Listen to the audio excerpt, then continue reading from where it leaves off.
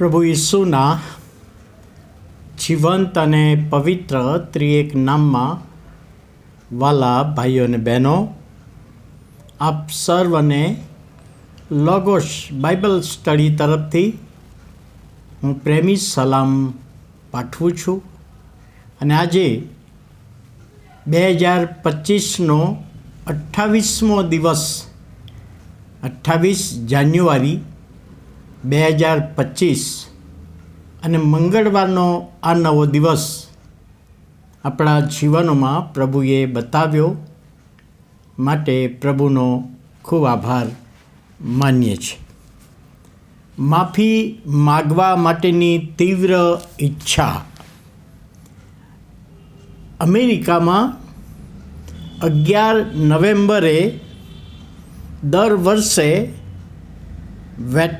વેટર્ન્સ day ઉજવવામાં આવે છે, જેમાં ભૂતપૂર્વ સૈનિકો માટે આ દિવસ ઉજવવામાં આવે છે. સૈનિકોએ દેશને માટે જે બલિદાન આપ્યું હોય, સેવા કરી હોય, અને એ દિવસે મોટી રીતે ઉજવણી કરવામાં આવે છે. 8/6/72 વિયેતનામના છેવાડે ત્રેગબેંગ નામના એક નાના ગામના પાદરે ધાર્મિક સ્થળે એક બોમ્બ નાખવામાં આવ્યો અને તે વખતે ઘણા બધા રસ્તા ઉપર ચાલનારા લોકો દાઝી ગયા, બળી ગયા. અને બીજા દિવસ સવારે પેપરમાં સમાચાર આવ્યા ત્યારે જે પાયલોટ હતો એણે સમાચાર વાંચ્યા અને જોયું કે એક નાની છોકરી, કિમ નામની નાની છોકરી, 11 વર્ષની છોકરી, જેના શરીરના કપડાં બધા બળી ગયા છે, ચામડી ઉતરી ગઈ છે અને બચાવો બચાવોની બૂમો પાડતી દોડતી જાય છે, એવું ચિત્ર પેપરમાં પ્રગટ કરવામાં આવ્યું. અને આ પાયલોટ જ્હોન પામર, એને બહુ દુઃખ લાગ્યું કે મેં ગઈકાલે જે બોમ્બ નાખ્યો સરકારી નોકરીના એક ભાગરૂપે, પણ એનાથી મને બહુ દુઃખ થાય છે અને કોઈ પણ રીતે આ છોકરીની મારે માફી માગવી છે.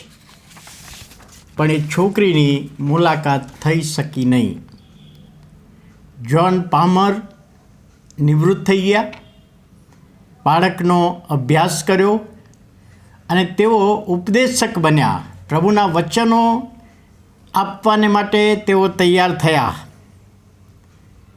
અને જુલાઈ 1996માં જુલાઈ મહિનામાં આ જ્હોન પામરે વાંચ્યું કે કિમ નામની એક છોકરી ડૉક્ટર છે, જે પોતાની સાક્ષી આપવા આપણા શહેરમાં આવવાની છે.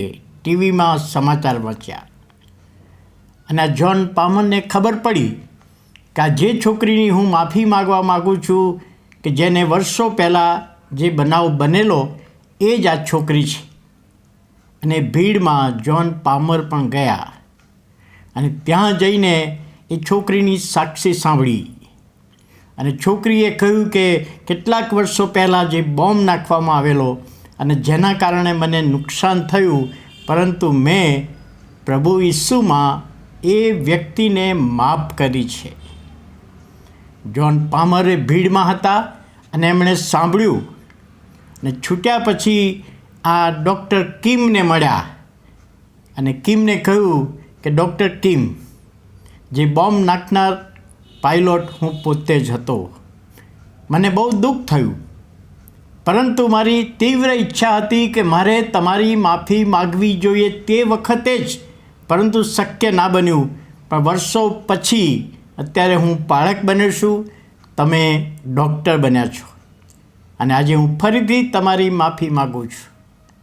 ત્યારે ડૉક્ટર કિમે કહ્યું કે મેં તો તમને પ્રભુ ઈસુમાં માફી આપી દીધી છે, કારણ કે પ્રભુ ઈસુએ પણ માફી આપી. અને લુકની સુવાર્તા 23મો અધ્યાય અને 34મી કલમમાં પ્રભુ ઈસુએ વધાસ્તંભ પરથી જે પ્રાર્થના કરી, હે બાપ, તેઓને માફ કર, કેમ કે તેઓ જે કંઈ કરે છે તે તેઓ જાણતા નથી. તો પ્રભુ ઈસુ ખ્રિસ્તે માફ કર્યું. તો પ્રભુ ઈસુ ખ્રિસ્ત પર વિશ્વાસ કરનારા આપણે પણ એકબીજાને માફ કરવું જોઈએ. ડૉક્ટર કિમે પેલા પાઇલોટને માફ કરી દીધા. અને વાલા ભાઈઓ અને બહેનો, આપણે પણ જો કોઈને માફ કરવાનું છે તો માફ કરીએ, કારણ કે પ્રભુ ઈસુએ માફી આપી છે. પ્રાર્થના કરીએ. વાલા પ્રભુ, અમે તમારો આભાર માનીએ છીએ, તમારા નામને ધન્યવાદ આપીએ છીએ. આજના આ વચનમાં માફીનો સંદેશો તમે અમને આપ્યો છે. સમજવાને માટે, અમલમાં મૂકવાને માટે અમારા બધાની સહાય કરો. ઈસુ પ્રભુના નામમાં સાંભળો, માન્ય કરો. આમેન.